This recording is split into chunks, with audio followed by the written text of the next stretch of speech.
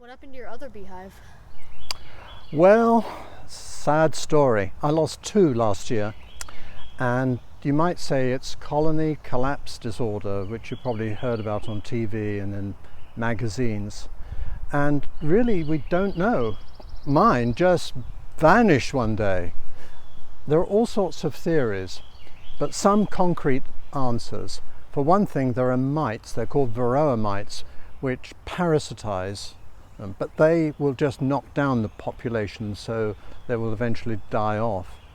Then there are poisons out there in the fields, and if they bring them back to the hive, well, for one thing, it goes into your honey, you have to think about that, but also they'll be poisoning their relatives. And then there's the climate. You know, we've been having a lot of rain the last year. When they can't forage, they stay indoors. Pretty sensible, really. And then sometimes it's been too hot and too much drought, and so there are not enough flowers for them to feed on, which is why I've been giving them sugar syrup. How much does it typically cost to get one of these going?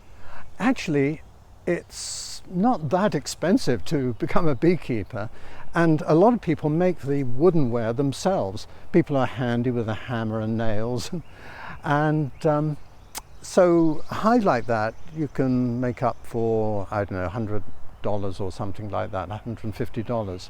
What's more expensive are the bees themselves, because unless you're given a small colony, a nuke, by a friendly beekeeper, you may have to order them in, and that will cost you anywhere between $100 and maybe $200.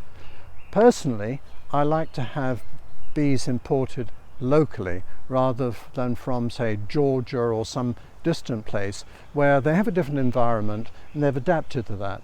So the Virginia environment is different, and local bees should stand a better chance. But it's not too expensive a hobby, except when you lose them year after year and have to replace them. And that's disheartening, but you're doing something for the environment, and if they're generous, they may give you some. So how are the bees able to find the honey so fast?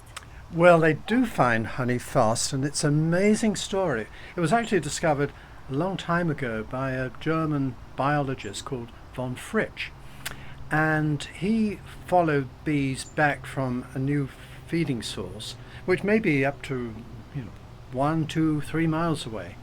And then he noticed when they came back that they were doing a dance, and he called it a waggle dance.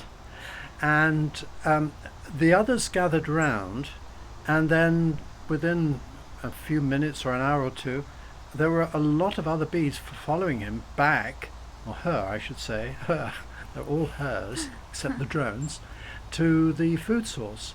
So they can't talk, of course, and they do have a very good sense of smell, but over that distance they couldn't use the sense of smell, so they use the waggle dance. And let me give you a demo of what it's like. The dance goes like this, and then turn round, and then they start it over again. Ben, do you want to join in? Then round again, another loop.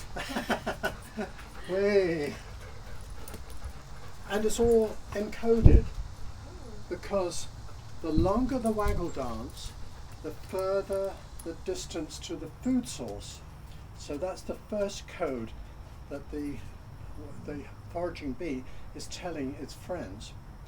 And the angle that they do the waggle dance on the honeycomb to show the others is indicating the compass direction that they had detected from the angle of the sun when they were out in the fields. So there are those two pieces of information, and from that the other bees know where to go. They don't need to follow the bee that brings back the information. Isn't it amazing?